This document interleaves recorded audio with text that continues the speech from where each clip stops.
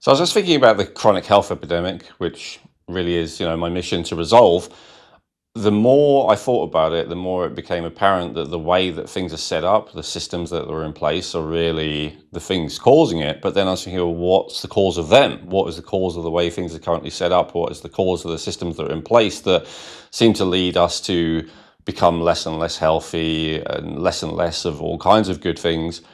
And I realized that depression is a big part of that. And depression meaning not necessarily, the clinical depression or something. But when I say depression, what I'm talking about is a lack of a feeling of hope, and specifically a lack of a feeling of hope for yourself, but also a lack of feeling of hope for the world. And I think a lot of the people who are crafting and dictating and enforcing policies which are leading to, the mass poisoning of our youth, which are leading to worse and worse health outcomes now over the last few decades, where for a century or two we were living longer and longer and being healthier and healthier. I think a lot of it is down to a pessimistic outlook that says, oh, human beings are not good. The world would be better off without us. The world would be better off if we didn't exist. And when I think about, if we think about any kind of animal, if we think about, any kind of consciousness, what kind of consciousness thinks that we'd be better off if ourselves or our own species doesn't exist? And it's a depressed state of consciousness. It's no matter the facts behind it. You could argue all the facts about what human beings are doing to the environment, all the rest of it, but still, the bottom line is, if you think that the world would be better off without humans, you think the world would be better off without you, and that to me sounds like a depressed viewpoint. And there you have it, everybody. Welcome to another episode of the Rejuvenate podcast. I am here with my co-host, the fantastic Elwyn Robinson, the creator and founder of Genetic Insights and the author of the Rejuvenate Blueprint. And I am your host, Chrissy Hawks. And as Elwyn did that very concise intro on depression and that lack of feeling of hope, we're going to take a big deep dive into what he was just introducing us to today. So please remember to hit that like and subscribe button and that bell icon so you don't miss an episode. And now we're going to kick it off. So Elwyn, why did you want to really do a deep dive into this, as you call it, depression today? Yeah, and you could call it a perspective on life that lacks hope or sees no value in yourself and others like you, which would be other humans, or thinks that the world would be better off without them. Well, as I say, I like to focus on root causes, Chrissy. That's how I created my Rejuvenate blueprint for chronic disease. But I always want to look deeper. What's the root cause of that? What's the root cause of that? And so I focused for a long time, as I think many people have, on a lot of the world's problems are created by a very small percentage of people, often called psychopaths or sociopaths. And they are very distinct people. They have a different kind of brain structure even. They have different brain activity. Often they have a smaller amygdala, which is the feeling center. And so basically it's hard for most normal people to imagine, but there is this, around 1% of the population that doesn't feel guilt, doesn't feel shame, finds it very difficult to think ahead. There's a kind of impulsiveness, finds it very difficult to think long term, at least, and that basically has a predatory mindset. So nothing else is like really as real or important to the psychopath as the psychopath themselves. So there's narcissism, there's Machiavellianism, which is a not being sincere, being kind of fake in terms of how they communicate and how they present themselves to the world. Narcissism, which is like the whole world revolves around me. Machiavellianism, there's cruelty of enjoying the suffering of others. And as I said, no guilt for hurting others or destroying the environment or poisoning the world or whatever it might be. And so it's very easy when you discover that these people really exist, and there's plenty of science behind it, that to think that they are like the root cause of a lot of the world's problems, other than the personal responsibility that each and every one of us share for what we do for ourselves. But if we're talking more big picture, but the Just one thing that, I was just going to say, just on your one point, I actually was having a conversation with somebody today, and he did a really good analogy of it's like the ripples. You toss a rock into the water, and those individuals that you're just referring to, they don't care what effect those ripples have, whether they're going to destroy anything. They don't care. They just toss the rock. So that's why it's like this is a really poignant conversation to be having today. yeah, yeah. And I just glossed over no guilt, no shame, but really think of the implications of that. This episode isn't about psychopaths. I think we've covered it before. If not, we can do it in a future episode. But the one thing that never quite made sense to me is that, okay, the psychopaths are kind of predators, they only care about themselves. But the one thing that I've never quite understood is like, why poison the collective well, as it were, whether it's the collective air, the collective sea, whatever, when that also hurts you?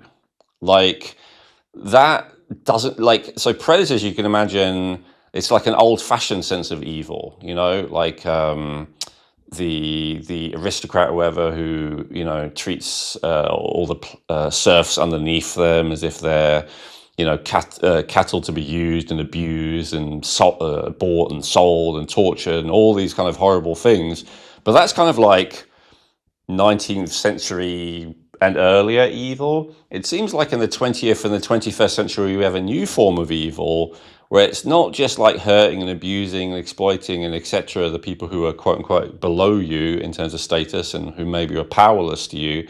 It seems like the new form of evil is like, let's actually destroy everything. Let's like hurt everyone, including self. And it's the including self, that's the one thing that doesn't quite fit with the psychopaths.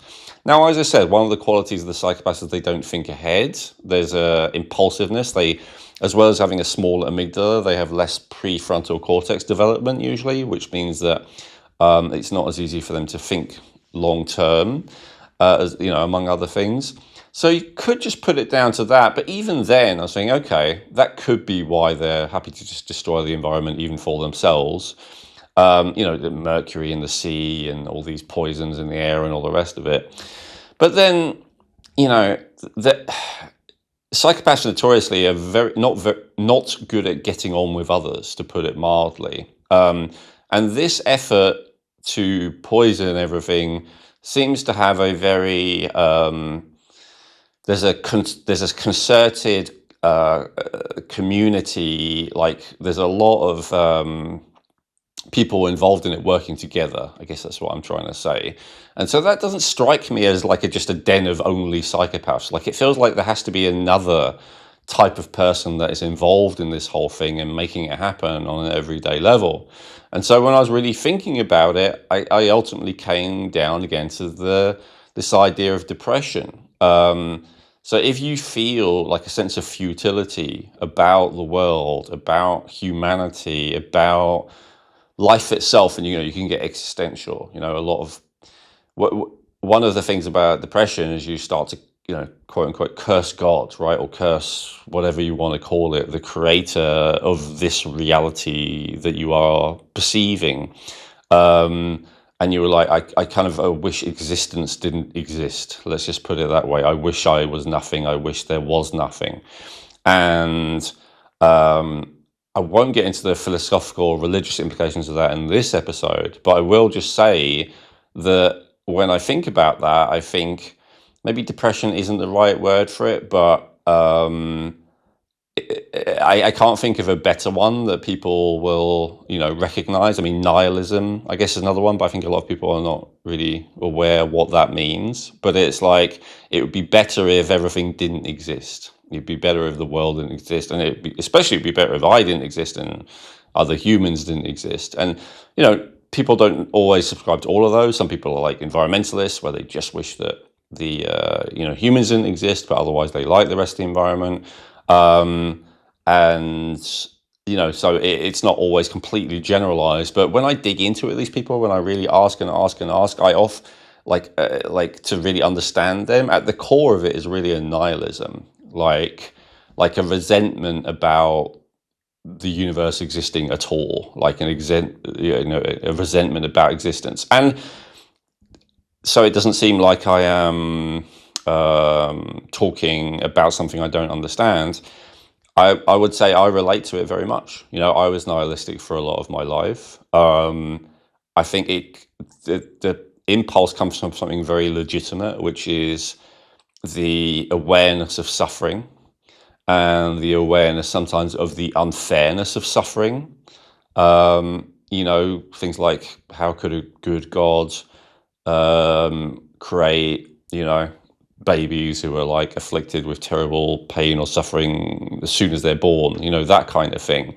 And I'm not saying I have the answer to that, certainly not right now. But what I am saying is that that when you have these kind of thoughts and when you have these kind of when you follow these kind of trains of thought, it's easy to start thinking that all of existence is not good. And I'd say Gnosticism is an example of that as a religion, particular branch of what's arguably Christianity. But I think that, in all cultures throughout all societies, there have been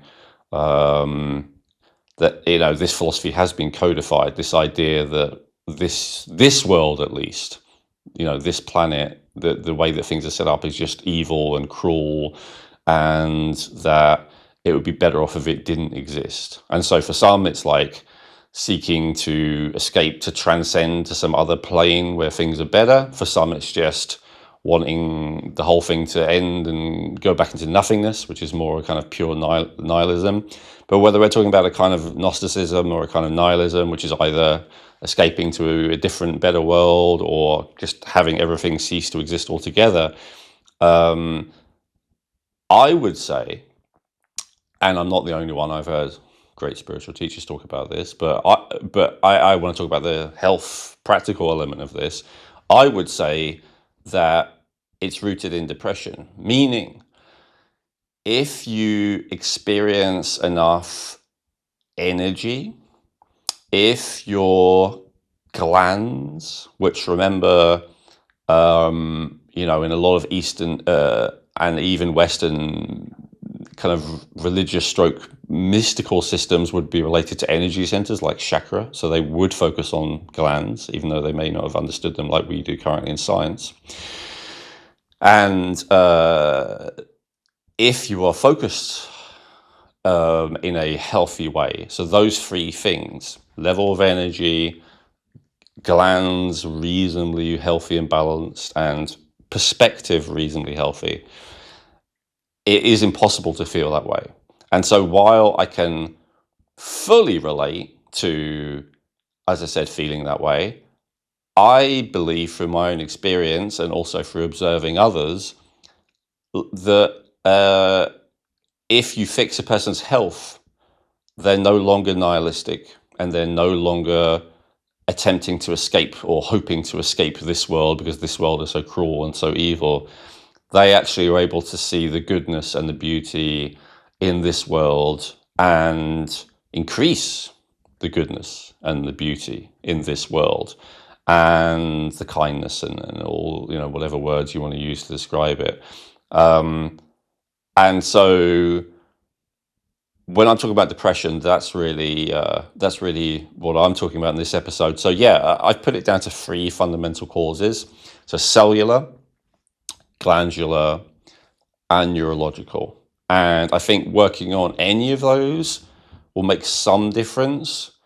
But my experience and understanding is if you make significant progress of all three, then like all the philosophical arguments in the world about how, God can't exist because if they did, why would they create so much suffering? Or we shouldn't exist because of this and this and this, or it'd be better if the universe doesn't exist because this and this. All those kind of arguments, while they may make sense logically, if there's enough, because you can cite an endless amount of evidence to support them, it just doesn't resonate with you in your heart. It doesn't feel true in your heart when you feel healthy.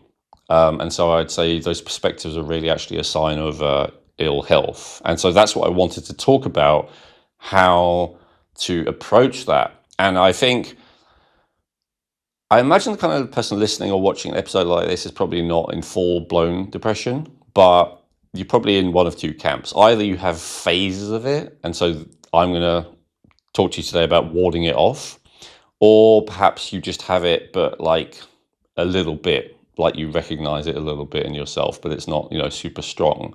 And so this will help to root out and resolve the bit that is still there. I think the first one's more likely. I think, and that's been my experience, that people, a lot of people, they cycle in and out of it, and there is a genetic component to it. In Genetic Insights, the low mood report indicates a genetic tendency to this perspective, and then there's also the mood swings report, which is more that tendency to periodically go into these kind of periods of black mood where everything seems futile and everything seems bad. Genetic Insights provides cutting-edge, affordable DNA testing, giving you access to over 500 health reports that can help you in 3 key ways. They may be able to resolve your existing health challenges even when nothing else has worked. Using simple lifestyle changes, their reports can help you reduce your risk of developing future health challenges that you may be genetically predisposed to. And they can help you feel more confident in your health by showing you where you are genetically strong. Unlike most other genetic health testing companies, Genetic Insights tests over 83 million different variations in your genes, guaranteeing 99.7% accuracy across all of their DNA reports. They cover almost every aspect of health, including digestive issues, cardiovascular health, weight loss, hormonal and blood sugar balance, as well as nutrient needs, allergies and intolerances, and so much more. Using their system is quick and easy, and reading the reports is simple.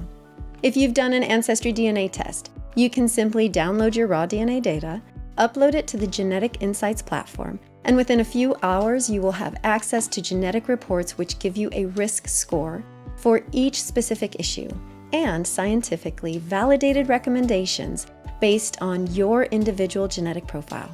Everything in your reports are based on scientific studies, and there are citation links throughout every report. If you are serious about optimizing your health and wellness and feeling great, then getting access to your Genetic Insights reports may be the most important health investment you will ever make. In the reports, not only will you gain insights into how to overcome existing health challenges and avoid future issues, you'll also discover which types of dietary, lifestyle, and even supplement protocols are best for your unique genetics. To get your unique genetic health reports, go to geneticinsights.co and use code Rejuvenate to get 20% off today. That's geneticinsights.co using coupon code Rejuvenate to get 20% off today.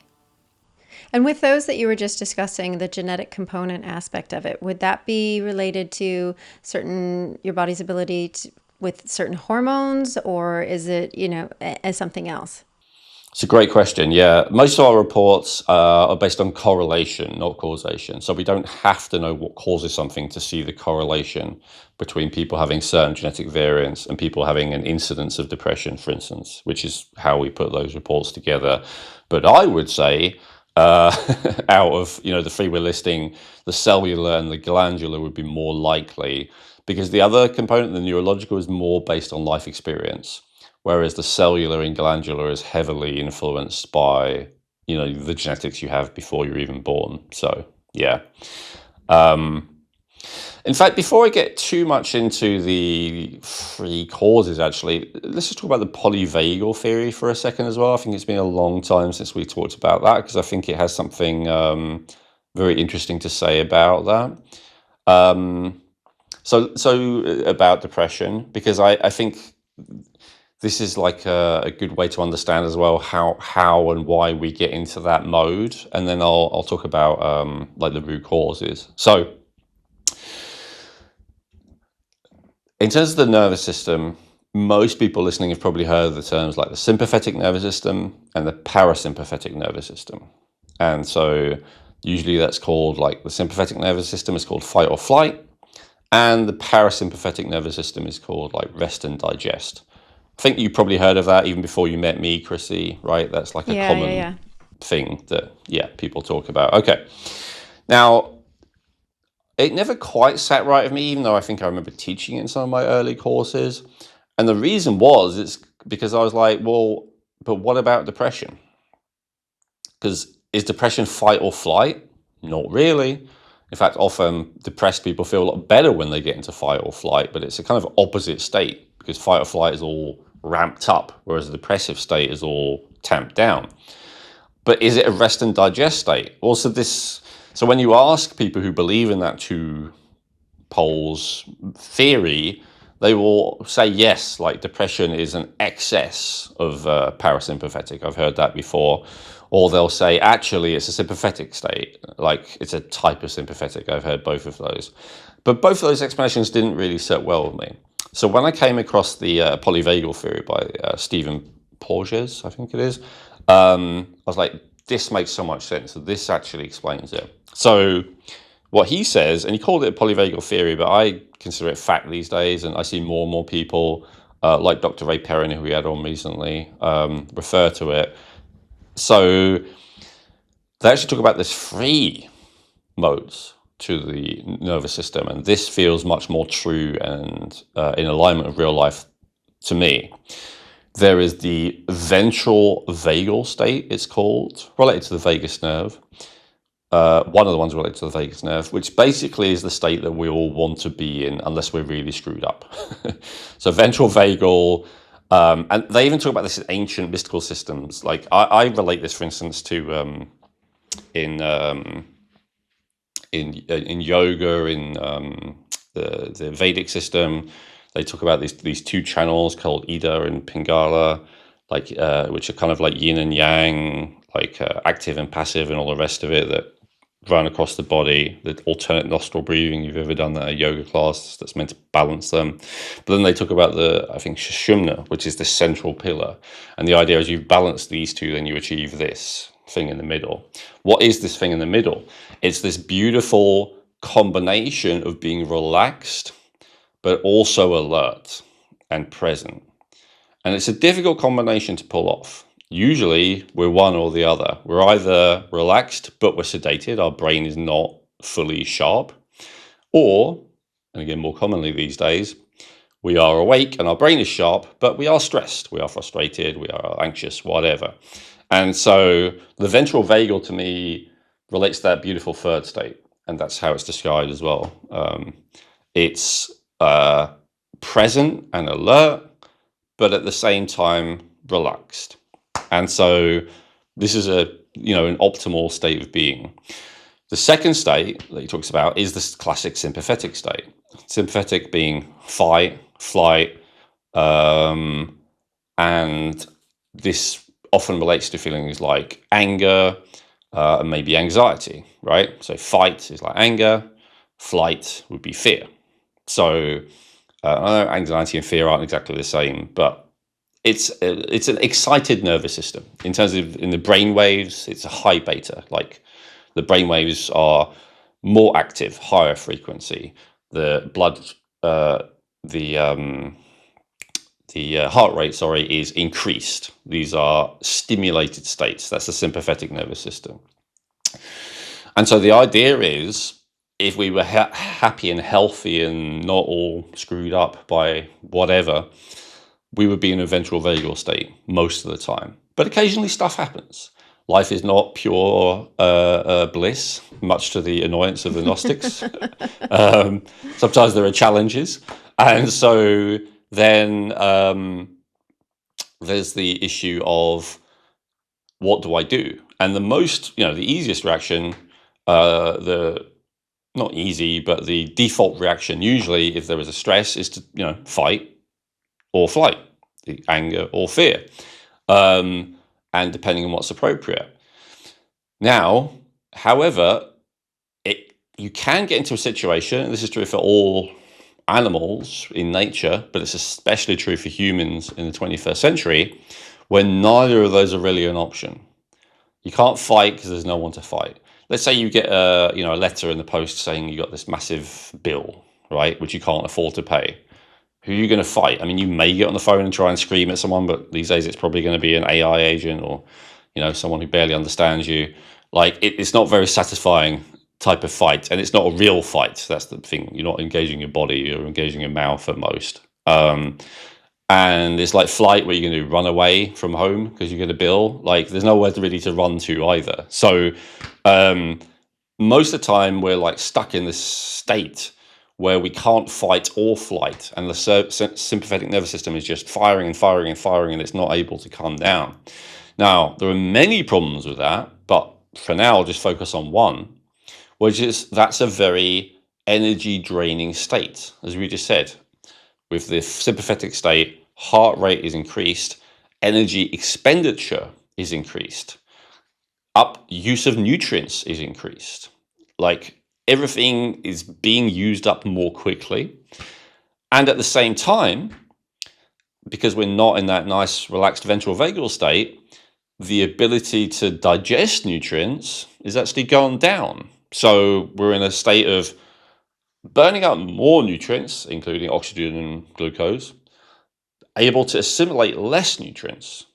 Now, that's not a state that you can stay in forever before eventually the body's going to crash out. And how long this takes depends on a lot of different things. And again, genetics plays a big role. Some people I know absolutely for decades and decades and decades, they just stay in that sympathetic state. For some people, they can't maintain it for very long. And who's to say which is better than worse? They both have their own problems. But yeah, so eventually, sooner or later, that state becomes unsustainable for most people. And so the body then has a third state. And this is built because in nature, so, let's say that you're a sheep and you're being hunted by a wolf, for instance. So sheep, first thing, run away, maybe fight back if you're a ram, right, with your horns or whatever. But there comes a point eventually where you can't do either anymore. Now, there's this interesting thing with predators where most of the time they can only see movement. And so let's just say you got away for a moment, but you're already bleeding, like there's no way you're going to outrun this wolf. What about if you just freeze? What about if you just play dead? You see it again and again. You can look this up in nature documentaries. It's not guaranteed to work, but sometimes if you just completely freeze and play dead, and when I say play dead, it's not really playing in this state. The heart rate decreases, the energy expenditure decreases, the respiratory rate decreases, everything like goes down. And when you're in that state, the predator is more likely to either not see you or actually just lose interest, because predators aren't always hunting because they're hungry. Sometimes they're just hunting for practice or maybe even fun. And so if you stop chasing, if you stop running, they stop chasing and you might survive. So this is a last-ditch survival attempt to go into this shutdown state. And so Stephen Paul just calls this the dorsal vagal state. It's a state kind of similar to hibernation. So hibernation is almost the same response, but to the environment, right? Like if you're living in a very northern climate and there's no food, then that's like in a way, that's kind of an assault on you where you can't fight and you can't run. Where are you going to run? There's just snow in all directions. Who are you going to fight? You're going to fight the weather. So you just got to shut down and hide. It's the same kind of basic principle. So it's hibernation, either short-term or long-term. And so that dorsal vagal state, I would relate more to depression. It's that shut down state, that low energy state. But the thing about humans is, so the humans have these brains, which are incredibly imaginative, incredibly adept at thinking compared to any other animals that we know, and very creative. And so what we do is when we have a persistent emotional state, we tend to turn it into a philosophy to justify it. So if you're angry all the time, you will love and say and be drawn to philosophies about how life is a battlefield. Life is war, You hear this all the time. I won't name them, but there are certain influencers that are hugely popular who talk about this. But there's certain philosophers from thousands of years ago who are very popular who talk about this. And so If you are in, let's put a different one. If you're in a joyful state, you'll hear philosophies about how life is wonderful, life is good, life is bountiful, life is love. You know, if you're in love, then you have a philosophy about that. You know, everything is loving and all the rest of it. Now, if you have an emotional state of being in the shut down dorsal vagal state, or what I'm also calling depression, where basically your body is trying to conserve energy, you're going to feel like the philosophy is like nothing is worth doing. That's the kind of energy saving state, right? And that's the like healthy-ish interpretation of it. But just like with anger, you know, you could say the healthy-ish interpretation of it is like life is a battlefield and it's your goal to win, right? But what's the very warped version of that if it becomes twisted and perverted over a long time? Like the version of anger would be like all that matters is to dominate and you hear this is more the psychopath predator kind of thing, but survival of the fittest. You know, your role in life is to dominate and subjugate others and all the rest of it. So it becomes quite dark and quite unpleasant. Well, what's the dark, unpleasant version of the depressed state? It's like nothing is worth doing, and then the next step, and life is not even worth living. That's like, or, you know, like existence is futile, right? Or life is that's like the perversion extension, you know, like end result of that. And so I would say that a lot of the time when people are in that, they actually go between the second two that I've just said. So a lot of people, they go between a depressed state where they are, you know, maybe things are hopeless, things are futile, life sucks. But then, like, they go to a stress state because, of course, you can't survive for very long. You know, hibernation aside, most humans can't hibernate. And so we have to go off and gather resources or whatever to survive most of the time, unless someone is looking after us, which happens sometimes in the case of severe depression. But most of the time, we have periods of depression, but we have periods where we have to snap out of it to survive. And then often we're going into sympathetic state. So a lot of people are going between kind of anger and fear and then kind of collapsing again into depression. And then they have to, and then often they'll get themselves going, you know, maybe you go on Twitter or you watch the news and you start to get angry or anxious, and then that gives you energy. Or you take a drug, you drink coffee, or you start a fight with, you know, unconsciously perhaps with someone in your house or whatever, but like you do something to get some energy to get going. And then you do stuff until again you become too energy depleted, and then you collapse back into that. Oh, what's the point? Nothing ever works out anyway. All that kind of thing, which eventually, as I say, can collapse into like all life is meaningless if it's pushed far enough.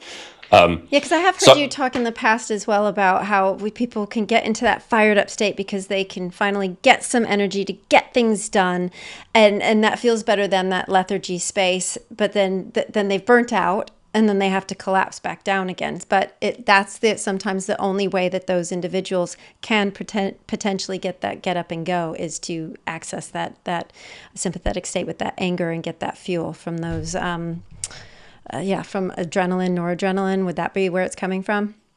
Exactly, because technically it's possible, but it's very unlikely to go from dorsal vagal shutdown to ventral vagal. That's the goal. And of course, that's what, you know, therapy and all the rest of it is trying to achieve. And as I say, it's not impossible, but it's so much easier to go into a sympathetic stress state, because both the sympathetic stress state and the dorsal vagal state, although they seem opposite, like one is like speeding up all the functions of the body that are survival related, one is like reducing. So they seem opposite, polar opposite, and ventral vagal seems to be in the middle. But in practicalities, the thing that they have in common is both sympathetic and dorsal states are survival states. And so, again, one is surviving by shutting down and conserving resources. Another one is surviving by mobilizing more resources to get out of a difficult situation. And so they have more in common with each other than they seem. And so it's much more easy. Well, if you are depressed, I mean, you probably know this from experience, Chrissy. I know I do. Like, to get myself to do something, it's much easier to do so by getting angry with something or getting anxious about something than to focus on all the things that I'm grateful for and all the people that I love, right? It just is for most people. And that's because the focusing on all the things you're grateful for, that's kind of a luxury activity that is reserved for those who are not in a survival state. Whereas fighting something is not a luxury activity, that's a survival activity. And so the allocation of the body's resources is much more willing to go into a different type of survival state than it is to just go into a enjoying life state. Yeah, it's quick. You can access it pretty quick. You just get onto that, Few seconds. exactly that momentum of it, and suddenly you're fueled and you're ready to go. Yep, absolutely. So if that makes sense, now I would go back to the three causes. So as I said, with both of those, so with the sympathetic state, what's going on is it's using up more resources than usual, maybe not unusual, more resources than when you're in an optimal state. And then, as I said, with the dorsal vagal, it's less resources. What both of those have in common is that they tend to be strategies unconsciously, without people realizing, that they engage, as we were just describing, when there isn't enough basic energy available. And so that's why the first of the three causes, I would say, is cellular. And specifically, it's a lack of cellular energy. It's a lack of ATP. When you have a high metabolism and a decent amount of cellular and a high metabolism as an ongoing situation, not as a result of a stress situation, because it can be temporarily created by a stress situation. For instance, if you are poisoned or infected, your body's metabolism will speed right up, but that's a sympathetic state. But what I'm saying is, if you have a consistently high but level metabolism, when you have good levels of cellular energy production, then you kind of need that in order to be in the ventral vagal state as a default. If you have a low level of cellular energy production, it may be possible to visit a ventral vagal state, especially if you tweak the other two we're going to talk about, but you'll never live there because you're always going to be low in energy. And then when you're low in energy, your options are either to give into it with a dorsal depressed state or to fight against it with a sympathetic stress state. Like finding the magic balance when you're depleted in energy is just really, most of the time, except for with some exceptional, occasional stuff, not possible. It's not possible to consistently. So fixing your level of cellular energy is really important. I don't want to talk about that massively in this episode because I feel like we've talked about it in quite a few episodes before. We have a whole episode on metabolism. One of the main things that controls that cellular energy is the thyroid. If your cellular energy is very low, I've got an episode on chronic fatigue. I recently did an interview with an expert, Dr. Perrin, on chronic fatigue, which I recommend you listen to as well if you can relate to that idea of the cellular energy being low. But here's a kind of question to help you evaluate your cellular energy levels. So actually, you'll do two. So an actual test you can do on yourself is get a thermometer, put it in your mouth about an hour after eating your second meal of the day. For most people, that's lunch. And just see if your temperature is around 37 or 98.6. If it's a couple of decimal points low, like 36.8, 98.2 up to that, that's okay. Or a similar amount over 37.1, 98.8, whatever, that's fine too. But if it's not in that range after you eat, because often if people's metabolism is higher because they're stressed, it kind of goes down after they eat. So that's why I say after you eat. If it's not at that kind of temperature after you eat, that's a good indication that your lack of cellular energy may be a significant factor with all of this.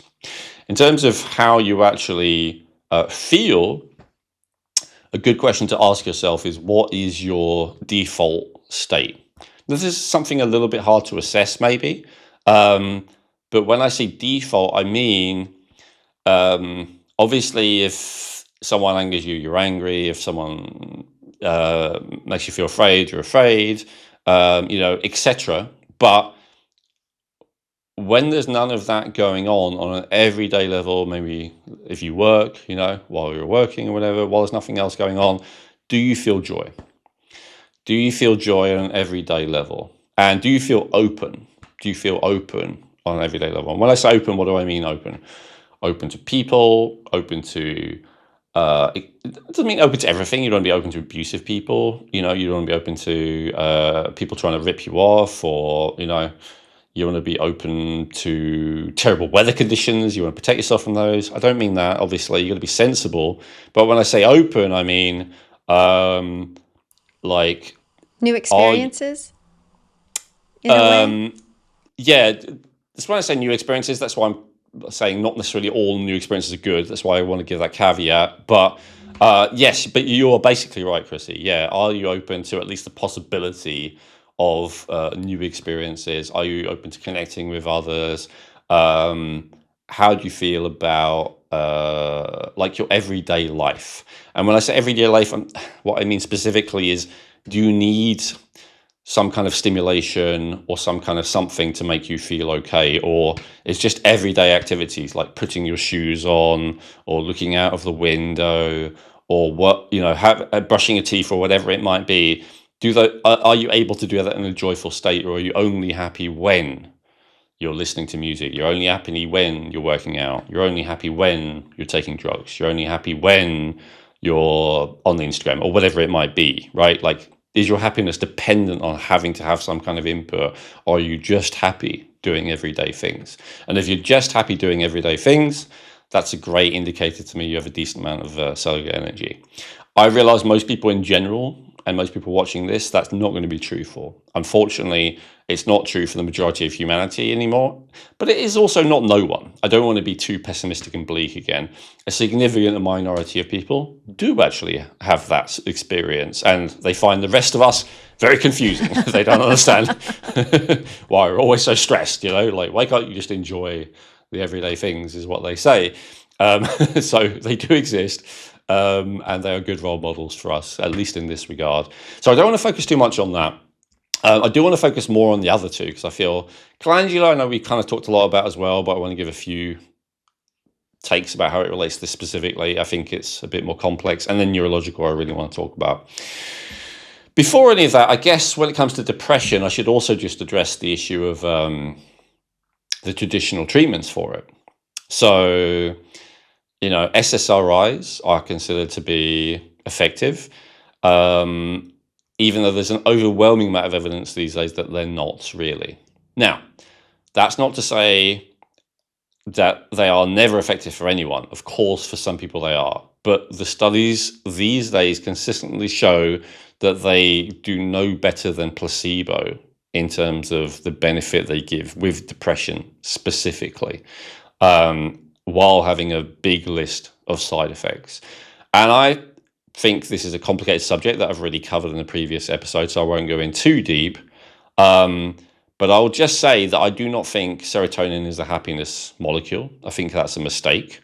I think serotonin is many other things. I actually relate it more to the dorsal vagal state. And so I would say if someone's basic problem is anxiety, not depression, that's often where I see SSRIs work better. First of all, because SSRIs put people into more of a dorsal vagal state, so it just calms that anxiety, it shuts them down, which is also what people complain about, right? When they take SSRIs, they're like, my emotions gone, everything's flat. Yeah, they don't feel anything. Yeah. Don't feel anything. That's a typical dorsal vagal state. Some SSRIs also raise other helpful brain chemicals like allopregnanolone, for instance, which is a very powerful endogenous anti-anxiety hormone. So again, I'm not saying they're always bad. I'm not saying you should stop taking one. If you're taking one, please don't stop ever, because withdrawal of these can be very difficult. Don't stop ever without proper medical supervision. But what I am saying is I don't think serotonin is the solution to not being depressed, although it may be the solution to being anxious to some degree, even if it's not a very good one. And so I notice actually that even though it's kind of licensed for depression, like a lot of the time they just give it to people when they have anxiety. And I think when people say it made them feel better, it's probably more because of that. Now, if I was thinking about like,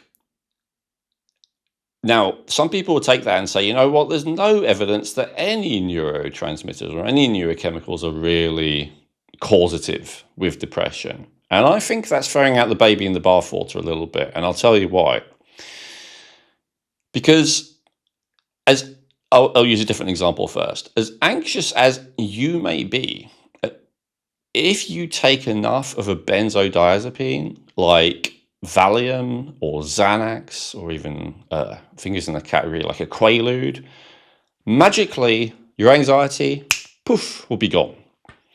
And so that tells us, sure, your anxiety is not caused by a Xanax deficiency, but the thing that those medications work on, which is the neurotransmitter GABA is involved in anxiety. Because if you just flood the person with enough GABA, anxiety disappears, just like that. So to me, there is that connection between anxiety.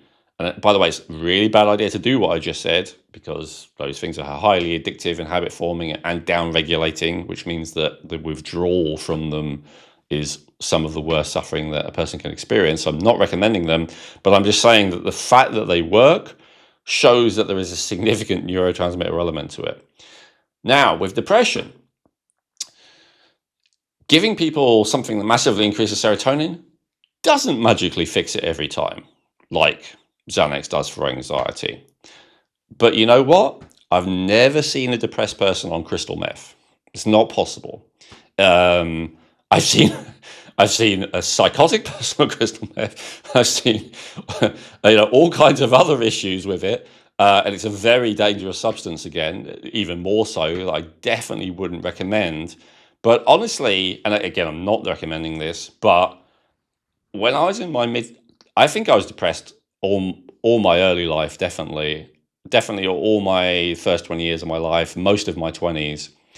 The first time I took that substance, I won't say again, I don't know if this is going to get us banned from YouTube. Yeah, careful.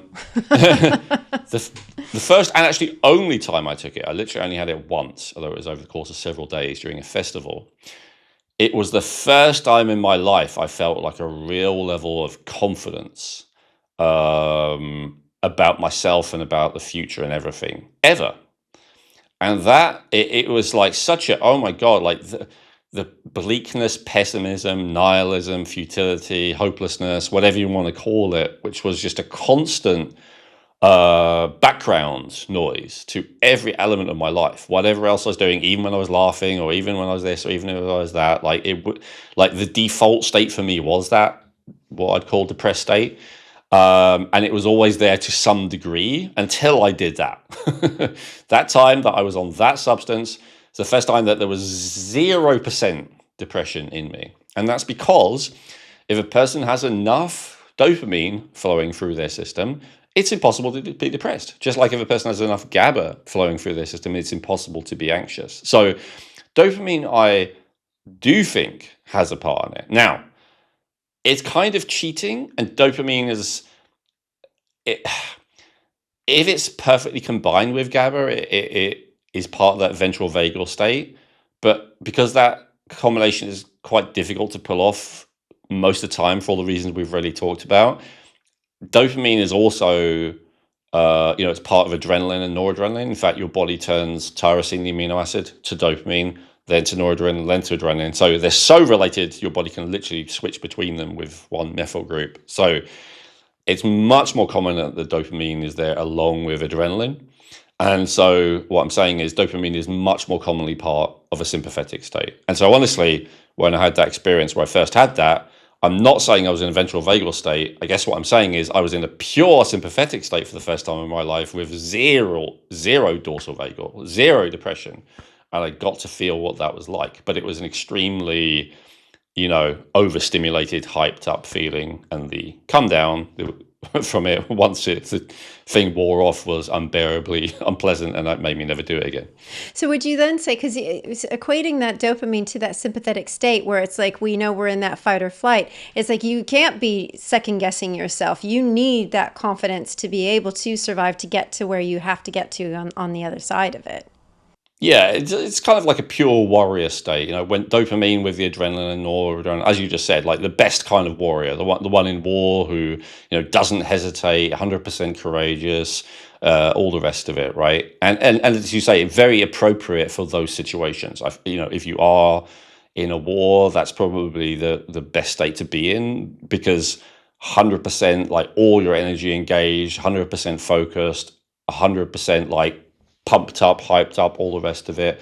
In fact, there are even stories about, particular armies where a lot of them were on that substance and how incredibly effective they were militarily, like it works for that specific purpose. But of course, it's, massively depleting you of your resources, and it's also massively downregulating your body's own dopamine production, which is why when you stop, you'll feel terrible. So again, not a good idea, but it gives me an inkling that fundamentally dopamine, can completely snap you out of it. I just want to acknowledge that. Yeah, whereas serotonin does not.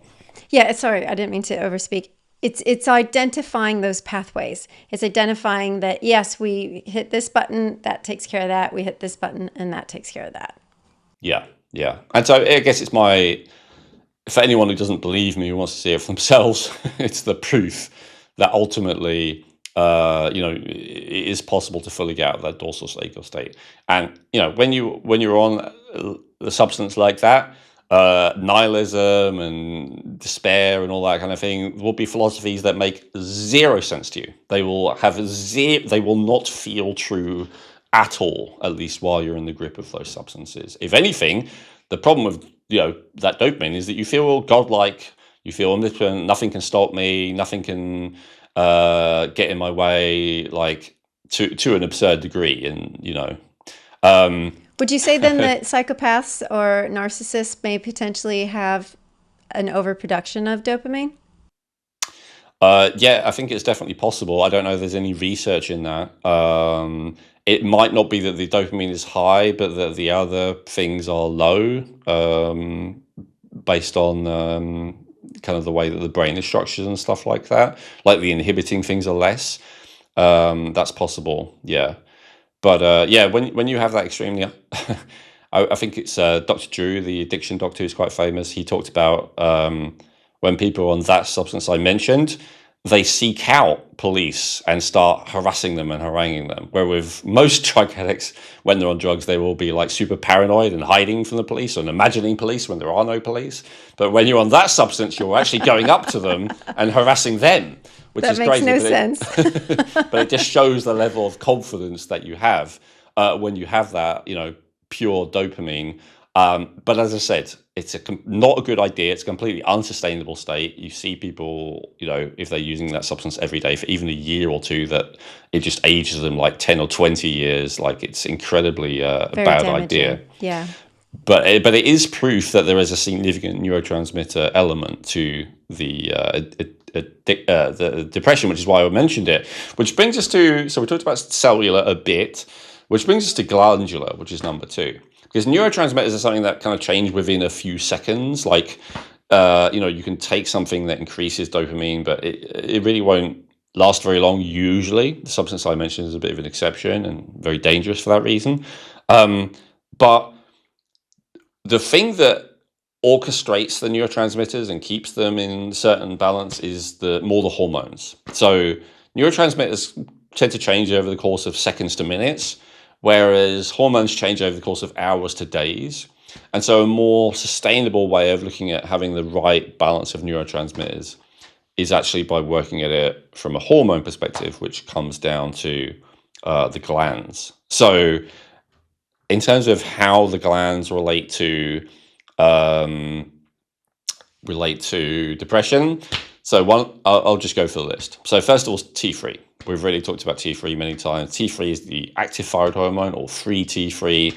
So a lack of free T3 is absolutely correlated with depression. I think I mentioned it before, and we cited it before. There was a study where they took people with moderate levels of depression, or I think it might even be moderate to high levels of depression, treated them with free T3. Almost everyone felt better. Like, it's incredibly effective. Now, it can't be 100% of the time because there are other factors involved. So that's not working on the dopamine level, which I just spent a while talking about. That's working on the first one I talked about, that's cellular energy. If you just get enough T3, for a lot of people, a lot of the time, that gets them to make enough cellular energy, and it's the same thing. I use the other example, the drug example, because it's maybe easier for more people to relate to, sadly, than the just having high cellular energy example. But both are true, right? If you get enough cellular energy production, then depression just does not make sense to you on a fundamental level. You can hear all the arguments and the theories, and it might make sense logically, but in your heart, it will not feel true, because you have a large amount of energy, and so you feel good. And then you just can't be depressed at the same time. It's just how it works. So T3 is definitely a big one.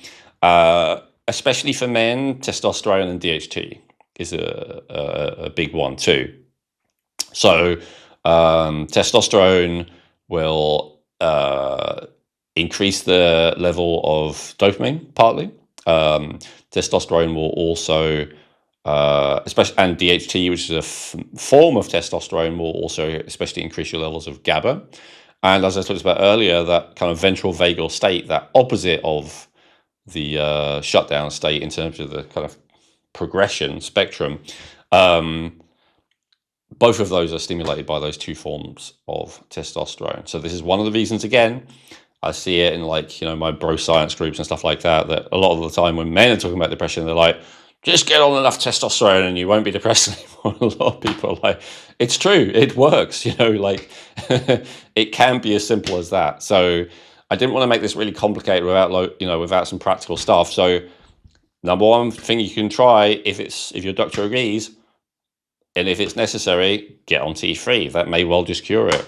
Ditto for the testosterone stroke DHT. If you actually need it and your doctor agrees and you get on the big dose, that might be all you need. Depression gone. For women, it's a little bit more complicated, but still, progesterone can have that effect as well. Progesterone, admittedly, is more likely to be effective for anxiety than it is depression, because it is more of a GABA stimulator, not as much as dopamine stimulator. But it can help to break the cycle and help you get back to a fully optimal ventral vagal state, because a lot of the time, as I explained earlier, it's the too long of sympathetic which eventually puts you into a depressive state. So if you optimize your progesterone, you'll stop being in the sympathetic state for as much or as long at a time, which then allows your body to recover, which then means you can break out of that depressive cycle. So it's more indirect in terms of the mechanism, but because having optimal levels of progesterone and its metabolite allopregnanolone, which is a form of progesterone, is so central to the health of the organism of a woman, just like testosterone is for man. Both need both, but especially, it does so many other things that I won't talk about now because, I talked about in different episodes, but I might just touch on inflammation. There's a lot of correlation between inflammation, especially of the nervous system, the brain, that it correlates with depression. So progesterone is a very powerful anti-inflammatory. Testosterone is a pretty powerful anti-inflammatory. So, it can work on that level as well. Now, so that is talking about, so we talked about T3, that's the thyroid gland. We talked about testosterone, progesterone, that's the sexual glands. Let's talk about the adrenal glands. So adrenal glands create cortisol, adrenaline, noradrenaline, and dopamine. Some of all of those is created other places, but primarily. And as I hope is clear by now, raising those enough any of those really, will get someone out of depression.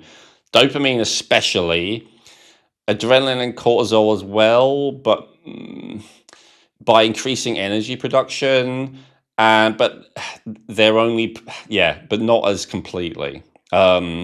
I say it though because on a practical level, one of the things I see in lab tests is that low cortisol will correlate with with depression. And sometimes a person needs support of cortisol, and then they will feel less depressed. It will not be as full of a resolution as the example I gave earlier, but it can be a step that's necessary.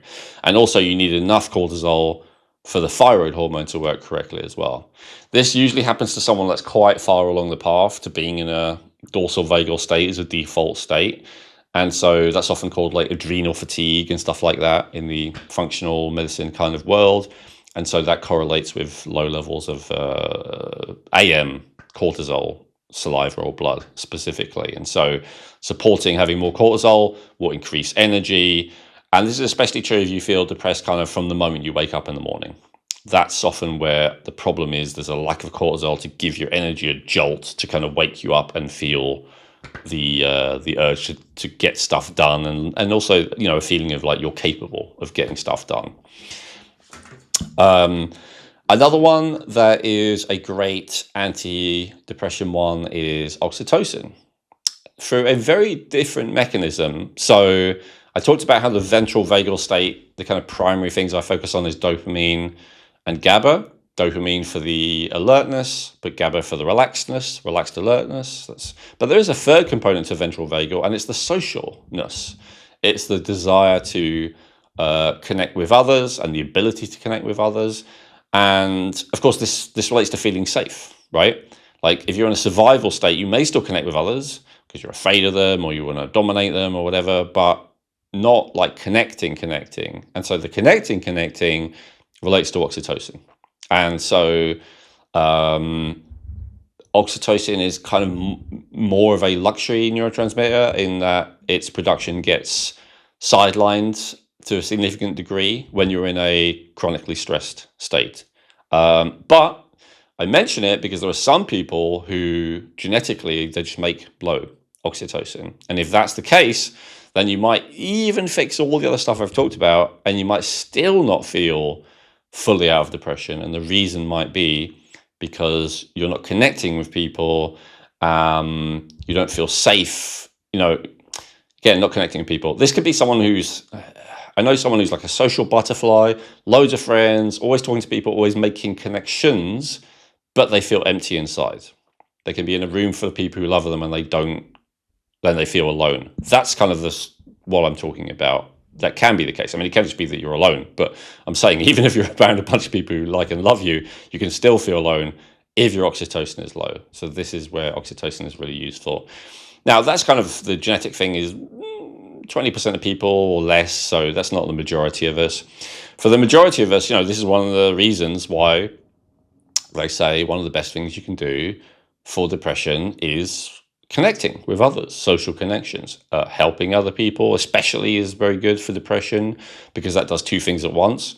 First of all, it means you're connecting with someone else, but second of all, also makes you feel like you have value, like you are valuable, because you must be, because you're helping someone else. So that, you know, that's more the neurological aspect that we haven't got into yet, but just to make that connection with oxytocin. I have heard, you know, the criticism of talk therapy tends to focus more on oxytocin than it does dopamine. And so therefore it tends to favor more women than men. Women tend to get out of depression better with oxytocin.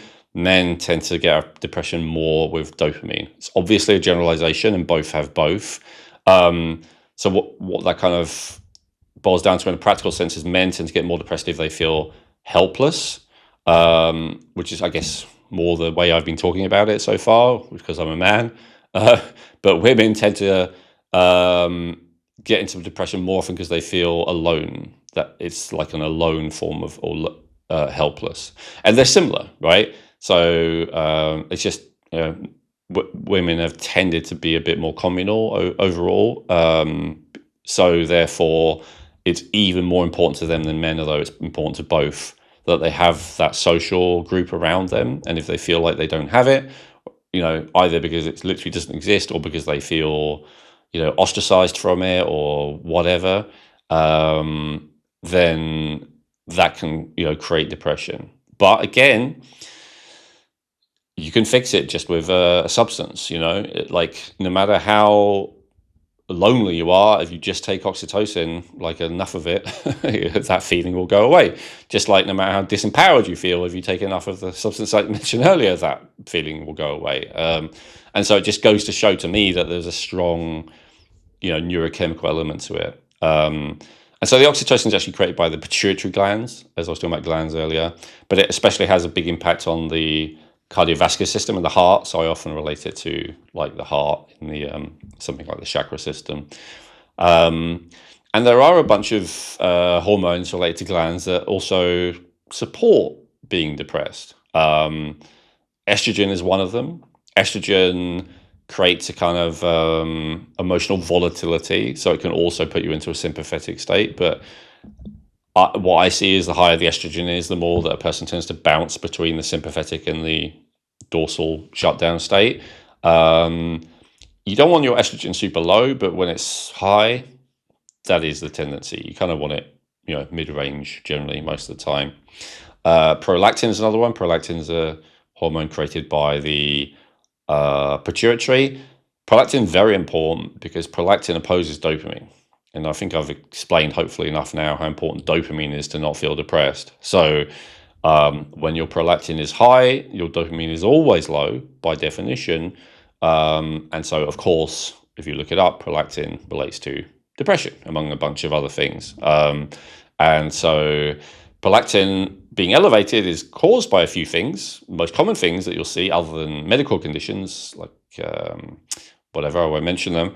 But the most common things you see otherwise, other than the medical condition, like serious medical conditions, are stress and hypothyroidism, which relates to the two things I was just talking about, lack of cellular energy or excess of sympathetic cellular stimulation. So the very things that I just said related to depression cause high levels of the hormone, which lowers the neurotransmitter dopamine, which guarantees you're not depressed. Coincidence? I think not.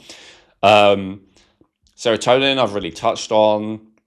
Cortisol and adrenaline, I've really touched on. I think I've explained how when those are chronically high, that puts you into an energy depleted state because they use up more energy, and then you're more likely to be in a dorsal state. Endorphins and endocannabinoids also play a part.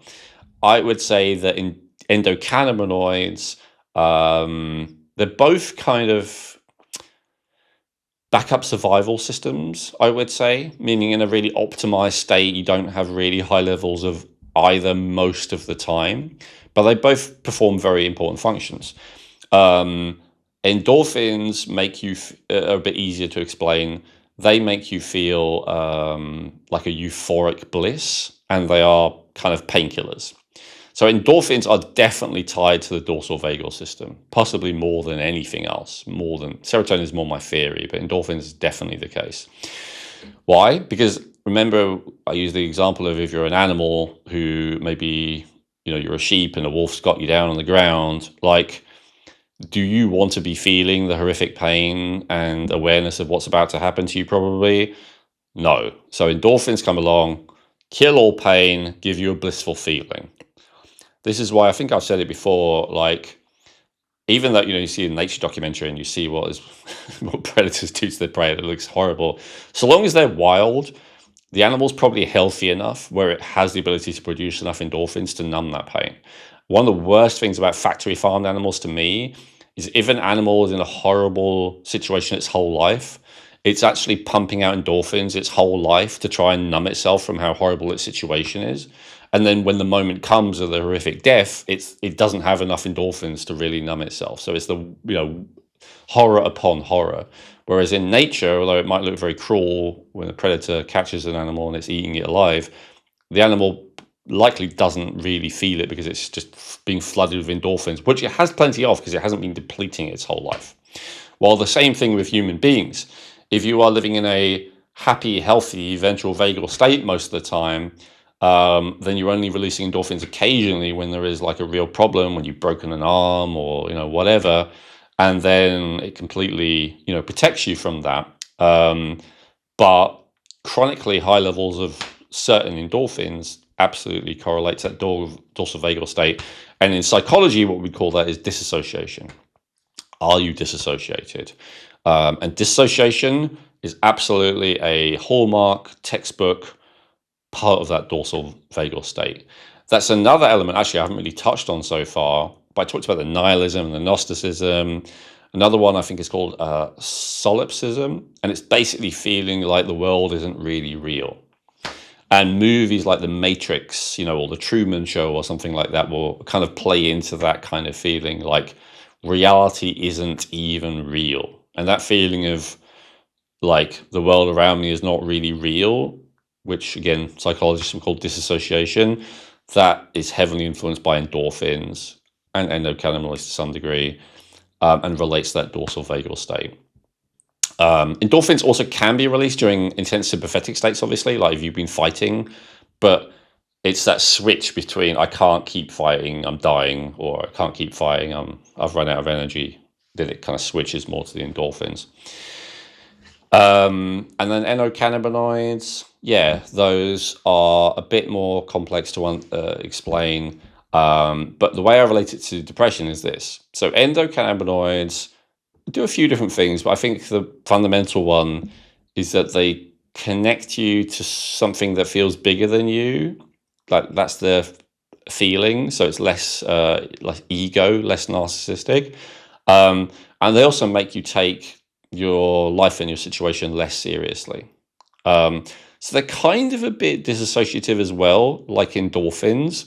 And they're, released under similar circumstances, often in similar way.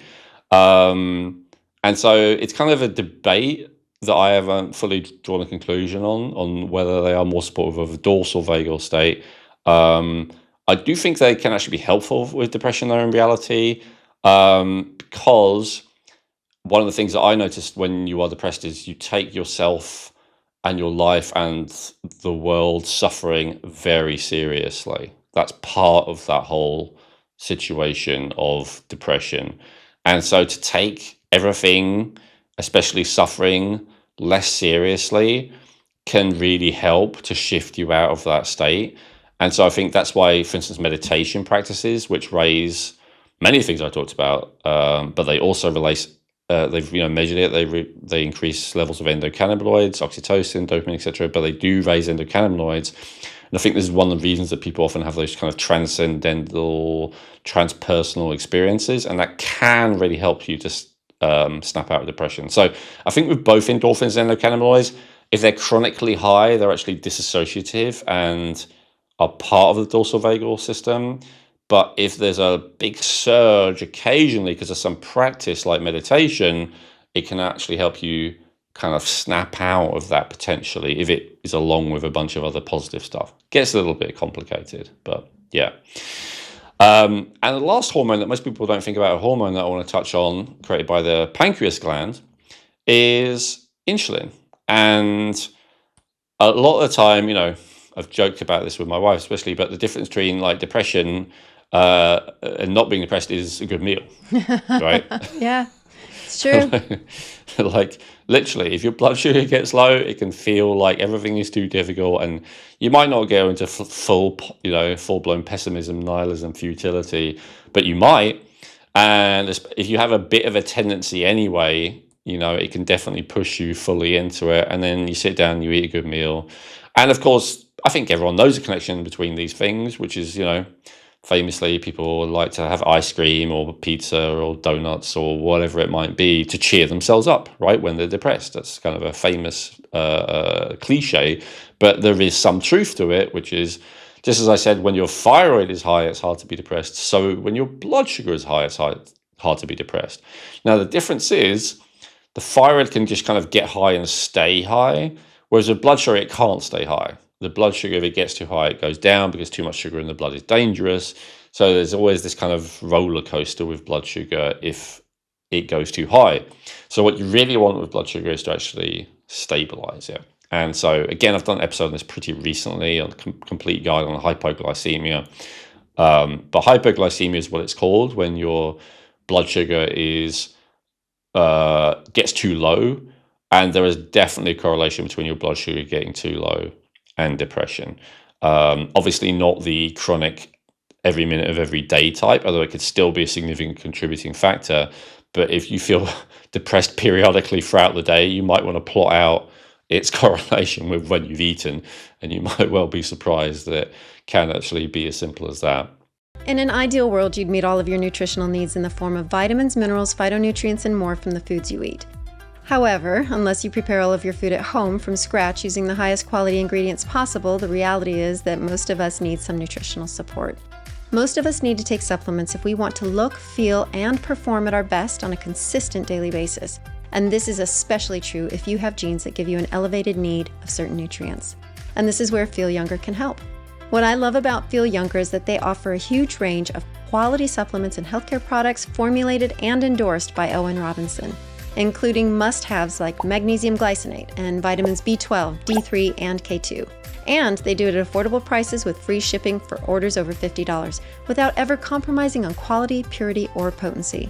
To learn more about how Feel Younger supplements can give your health a boost while supporting this podcast, please visit feelyounger.net and use promo code Rejuvenate to get 20% off your first order.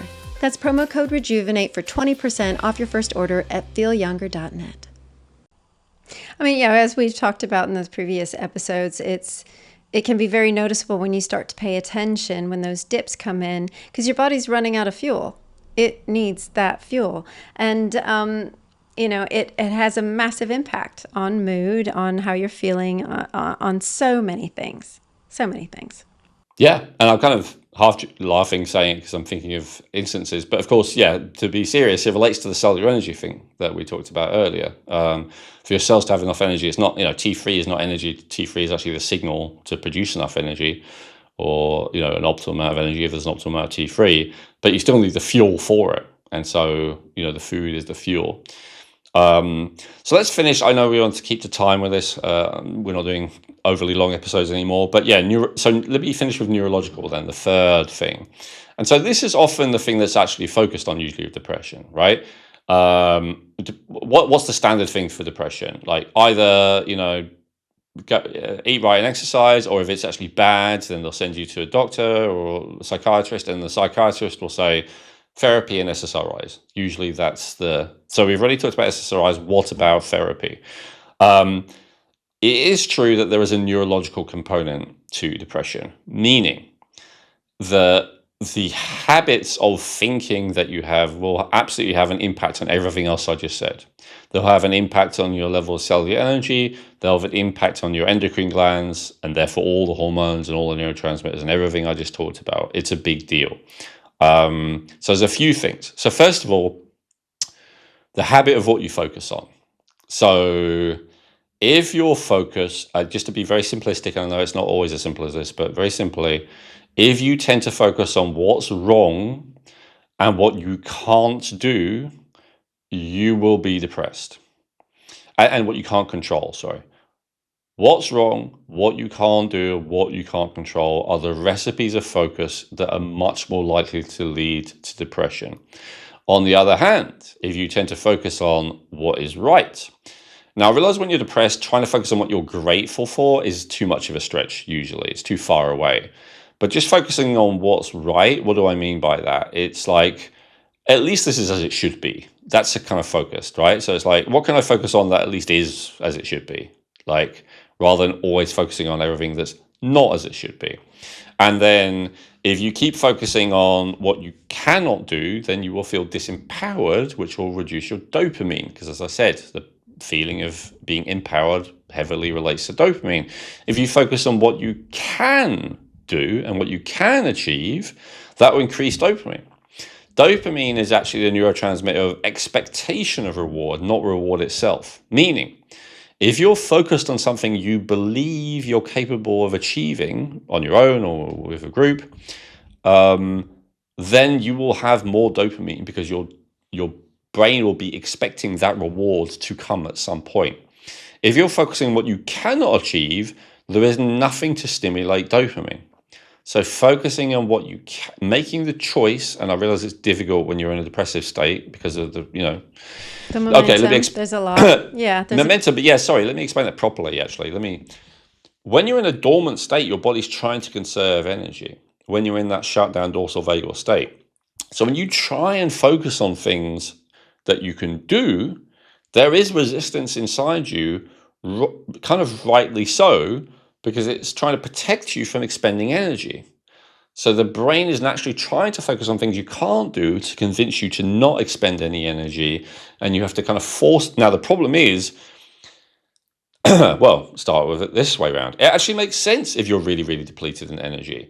Recently, we had Dr. Perrin on. He talked about people with chronic fatigue, so very low cellular energy, and he said one of the things was his advice to them is always do half of what you think you can achieve.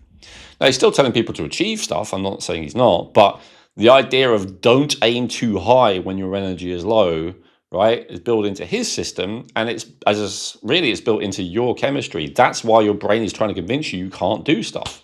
Now, the problem is, if you're in the habit over the course of years and decades of focusing on what you can't do, as you just said, Chrissy, it's momentum, it's a habit, it's a routine to think that way. Now you might have more energy because you've been following my advice in other episodes of this program, but you're still in the habit of focusing on what you can't do. That's going to keep the dopamine low, and that's going to keep you feeling depressed, even if the other stuff is getting better. So that's why it's very important to focus on what you can do. And then focus on what you can control. This is a similar idea, but focusing on what you can't control makes you feel, assuming you have a negative slant on it, which I guess you will probably if you're depressed, it makes you feel helpless. Helplessness means futility. Again, it's the opposite of that dopamine state. It means things are not as they want them, and there's nothing I can do about it, equals dorsal vagal state. It's as simple as that. Things are not the way I want them, and there is something I can do about it, equals a sympathetic state. And things are the way I want them, or they're good enough, is a ventral vagal state.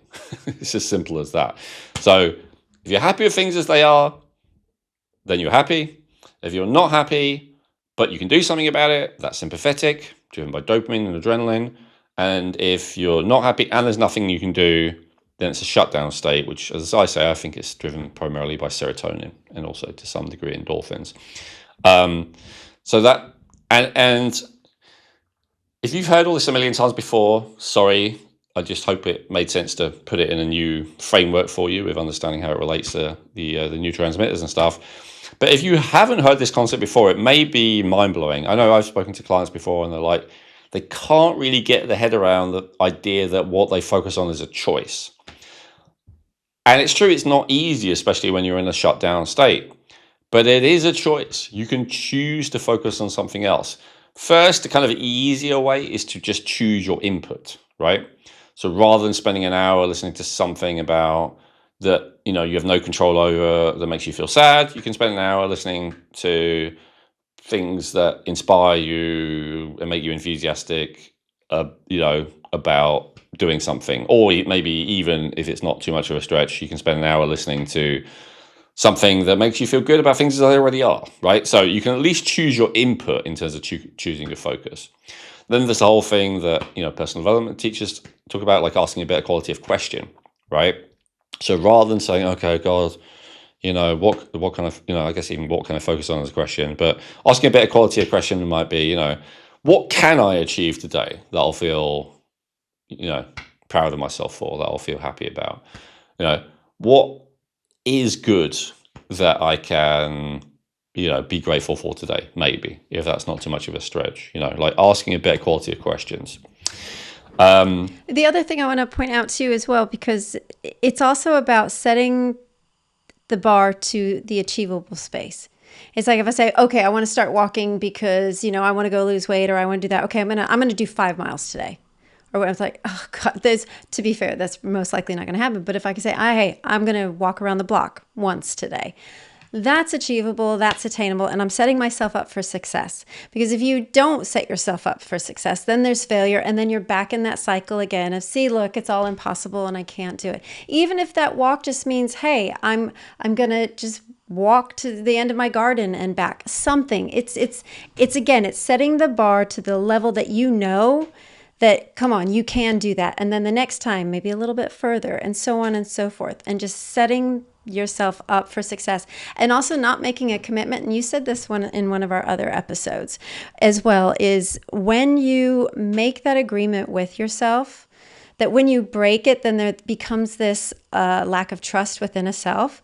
So make sure that when you're making that agreement, you know you're able to fulfill it, because otherwise then there's a breakdown over here on that other side where you're like, well, I never do the things I say I'm going to do anyway, so it doesn't matter. Yeah, that was on the episode on addictions and compulsions. And one of my favorite episodes I hardly anyone watched. Definitely check that one out. As you said, Chrissy, it has very universal applications. And yeah, everything you said is 100% correct. And there's scientific studies backing that up. So the optimal amount of dopamine is produced when something feels like a challenge, but doable. If it's not a challenge, not much dopamine is produced. And if it's not doable, no dopamine is produced. So it's a difficult line, but you want to push it as high as it can get without it seeming like it's not going to happen. Great point. And that actually leads me nicely to my next point here, which is the different clashes with reality that also tend to lead to depression. So the first thing is the self-image versus reality. So one of the things that can put us into a depressed state is we feel, it's actually related to what you just said, Chris. It's perfectly let it in. Like, if you have this self-image that, I'm someone who gets things done, or I'm a reliable person, or I'm a trustworthy person, or whatever it might be, and then you commit to something and then you don't do it, there's that clash between your idea of yourself and reality.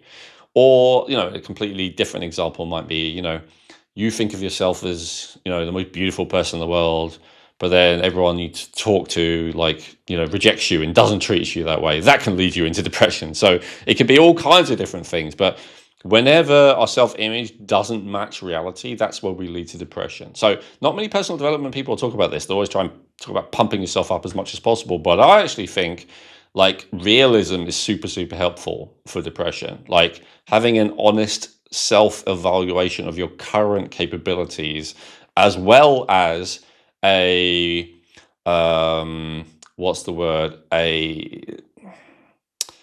ambitious but not unrealistic target for what you will be in the future, right? So right now I am this level of whatever, but I want to be this, and it feels doable. That's like the optimal situation.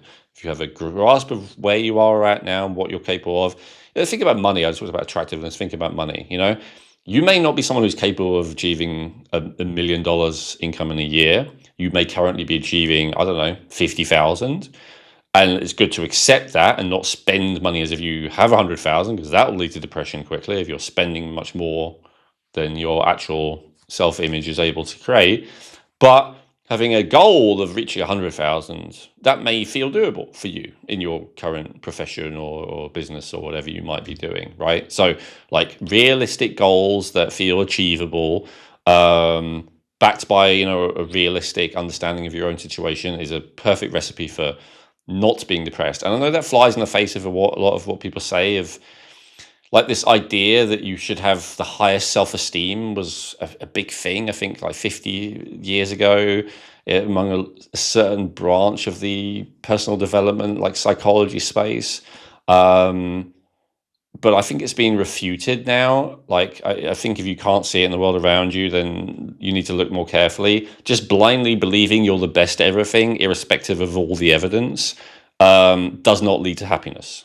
It just leads to a lot of frustration and a lot of interpersonal problems when you are clashing with other people. If you say to someone, oh, I'm the best at this thing, and then they hire you to do it, and then you're not, that's going to create problems, right? So a realistic self-assessment is actually much less likely to cause problems than a feeling like I am the best at everything.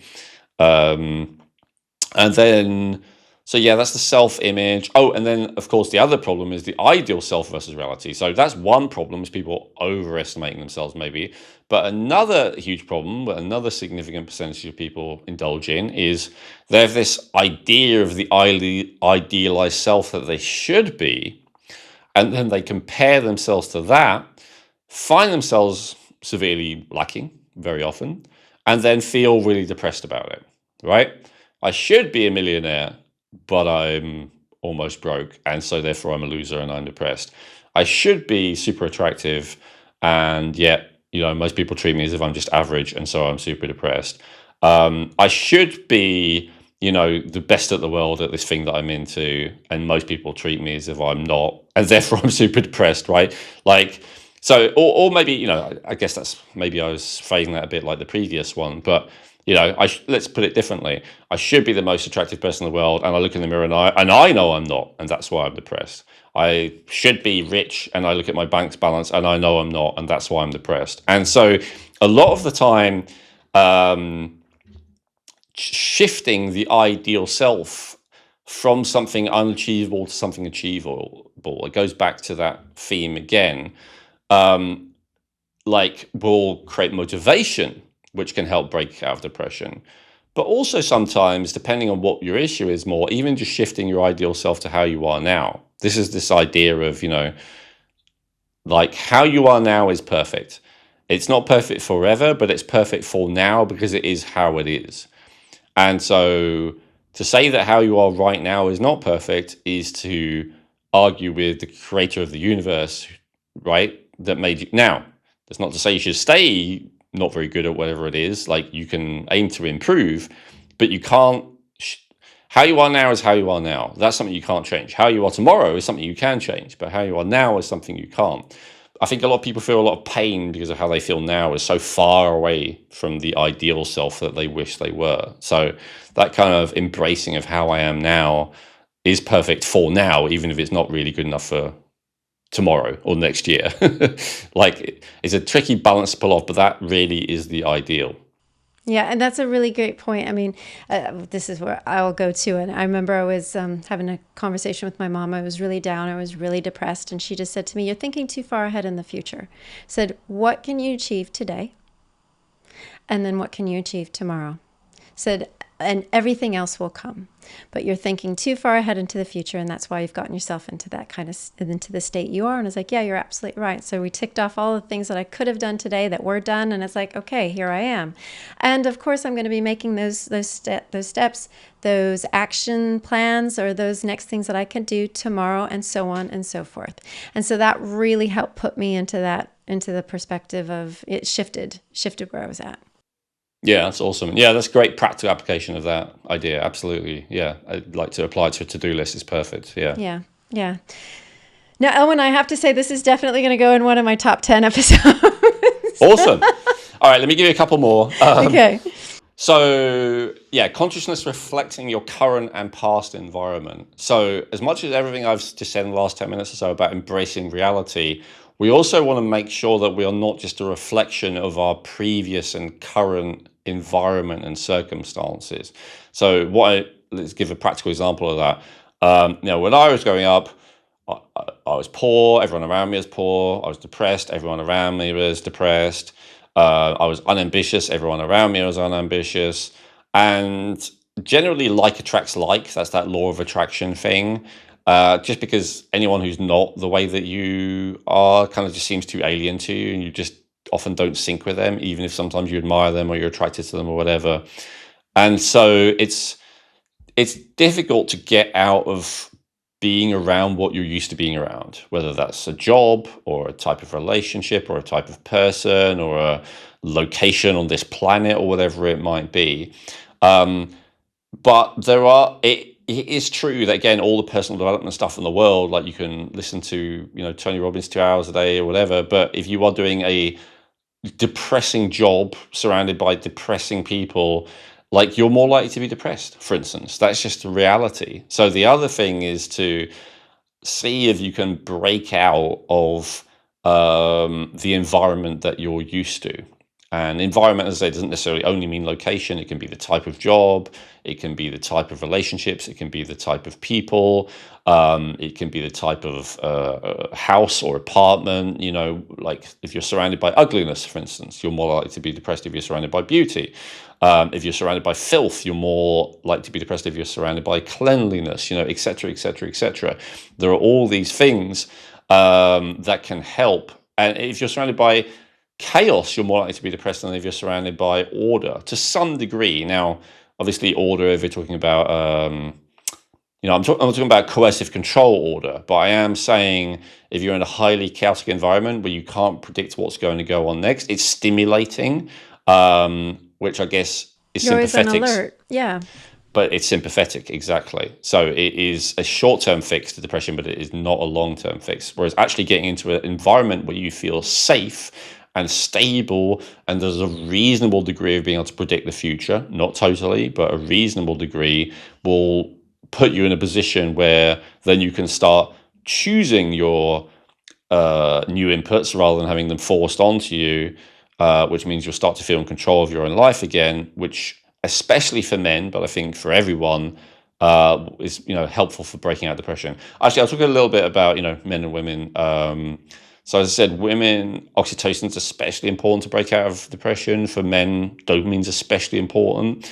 For women, talking, for instance, there's the idea of venting. Like if you have no one you can talk to, who will just listen unjudgmentally, they may also reply with their own stuff, of course, but I'm saying, like, if they dismiss everything you say, or they judge everything you say or whatever, then that's not going to be as helpful. So if you have someone who can, if you don't have someone you can listen to, that's a really big deal, and you need to create that. And whether that's a friend, the problem with friends and family, look, friends and family members are the best option if they're able and willing to do it. But if they are, again, going to be judging you and criticizing you and using the information later against you and all the rest of it, putting you down, all the rest of it, then it may be better to have a neutral third party, whether it's a religious figure, although again, you've got to be careful what they do with the information, whether it's a therapist, again, you've got to be careful what they do with the information. But I guess the good thing about therapists is that strict legal controls, they're not allowed to just blab what you said to them and use it against you and all the rest of it. So arguably in the 21st century, it may be the best option for this if you don't have that support network. But obviously the support network is ideal. But again, it's not that everyone around you may be bad. Maybe they're great people, but they may be completely overwhelmed, overloaded themselves and unable to be in this. Like, basically, let's put it in terms of that I've really been speaking about throughout the episode, you need someone in a ventral vagal state who can listen to you. And if you just don't have it in your own life in the ventral vagal state, it doesn't mean they're a bad person. Maybe, they're completely overwhelmed with their own stuff, but then they're not going to help you to have that feeling of connection and to kind of vent, Like, if anything, you might get into more negative cycle where it's just a lot of complaining back and forth and kind of reinforcing each other's negative stuff. So it can be really good to speak to someone normal who's in a ventral vagal state, either because they're professionally paid to be or because that's just how they live. I think that's really good. And I'd say, it's also important to avoid the facsimiles of social connection. And I'll say what those are for women once I talk about men, and we'll talk about both. For men, it's more... with depression, it's specifically related to a lack of feeling of control and a lack of winning or achieving or success. Now, this doesn't have to be success in the broadest sense that society recognizes. It could just be every day. It could just be like, do I feel like I'm achieving something, during the once a day, something like that. It could be something pretty minor. It doesn't mean you have to be highly successful or high net worth or anything like that, but just feeling like every day I'm doing something which is meaningful and I'm achieving something is something that will allow men to feel the most happy and the least likely to be depressed. Am I winning at something? Again, don't have to be a winner in life. You don't have to be a top 1% or whatever stuff people say. You don't have to be an alpha male, but just like, I am achieving, I'm winning at something. And that's why, men often, they have hobbies where they're playing something competitive, right? It could just be that you're good at pool, you're good at darts, you're the best fisherman, you're the best hunter, you're the best, whatever. Now, I use those examples on purpose because, modern technology has kind of perverted both of these to give facsimiles of these experiences. So for women, for social connections, it tends to be, social media. You put a post up, you get 100 likes. You feel like that's connection and validation, but it's not really. It doesn't really, it stimulates some dopamine and serotonin, but it doesn't really create the oxytocin, because oxytocin requires other senses like touch and being around a real person.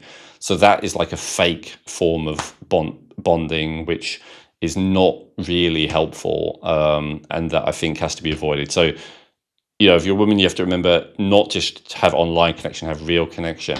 And for men, I'd say it's actually pretty similar. The easiest way to feel in control and winning is to, either consume entertainment or play a game where, you are doing something that seems to be winning, or gambling might be another example of it. I suppose if there's real money involved with gambling, then there's some degree of real win there. But it's not as good as all the examples you just gave of fishing or playing billiards or whatever it might be, because things in the real world have much more of an impact on the brain and psyche, because that's just how we wired than artificial stuff. And this is part of the problem. Like, I talked to my business partner about this, about online like businesses. Like, it's so much easier and more satisfying to do something like build a house than to build an online business. Like a real physical thing you can see in front of you. Yeah, tactile, but also so much easier to envision the house when it's finished than to envisage, an online business or an online crypto portfolio or an online stock portfolio. Any of these methods of making a lot of money and being successful these days, many of them have a very virtual component to it. That means that they're not really satisfying in the same way as something tactile and visceral. I'd say for men also, pornography is an example of that. That's like a fake satisfaction, especially for dopamine and oxytocin. For women, that it's more maybe like a validation. And again, it's like fake validation with social media. The thing that's upcoming these days is, like people are soon going to, and they're already doing it, but maybe a lot more people soon are going to start having relationships and interactions with AI. Totally. Yeah, I was just going to ask you about that, because like I heard something the other day where somebody said, oh, this guy's in a relationship with his AI and he proposed to her and she said yes. It's like, okay. I mean, but it's like, of course she did, right? Because yeah. She's programmed to. So it's a fake win for the man, which stimulates some of the chemicals, but he knows really that it's not real.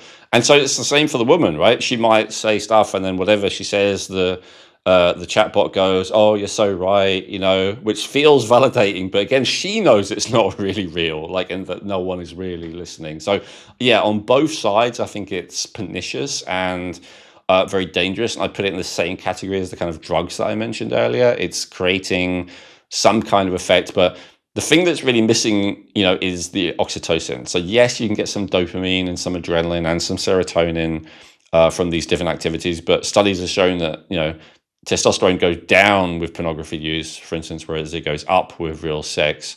And I don't know if the female equivalent to that has actually been studied, but I suspect it's the same based on the kind of results that people are getting.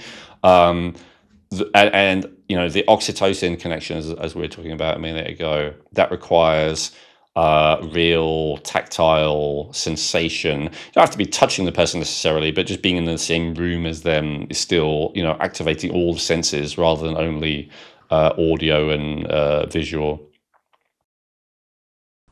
Okay. Yeah. I mean, it's nice to know that still has a massive impact, because that's also too, I keep saying to my kids, it's like, yeah, get out, go meet your friends. Yeah. Not just a text, not just that, go and socialize with them, go for walks, go for bike rides, go meet them here, go do something, get out there and really be in the same room to have the conversation and just engage with each other. And I did mention earlier, I guess you forgot, it's on my list here, but yeah, vitamin D3 is another hormone technically, and one that has been shown as well to be effective against depression. So yeah, I think we got to wrap it up here, Chrissy, but I hope that everyone appreciated and enjoyed that. Please leave your feedback and your comments. No, I know I definitely did, so it's one of those, because again, we're a holistic being. We're not just, as in modern medical spaces, oh, you go see your cardiologist for this. Oh, you go see your other doctor for that. No, it's like, this is a holistic overview, in which I like what you've shared here, especially about the nervous system and its impact, and that there are these different states, and that there are all the different systems that are impacting these different three states. And then there's just so much of a bigger picture, and it makes sense when you can all put it together and go, oh, okay, no wonder that's like that. 100%. Yeah, beautiful. I mean, just anything before we close, Owen? Yeah, as always, give your feedback in the YouTube comments, like, subscribe, share as much as possible, please, and I'll see you next time. Hey, I hope you enjoyed that video. You may have noticed I recommended a few different videos in that episode, and one of the ones I'd recommend is just here, if you want to click there. Or another one I recommend is just below if you want to click on that one and watch that next.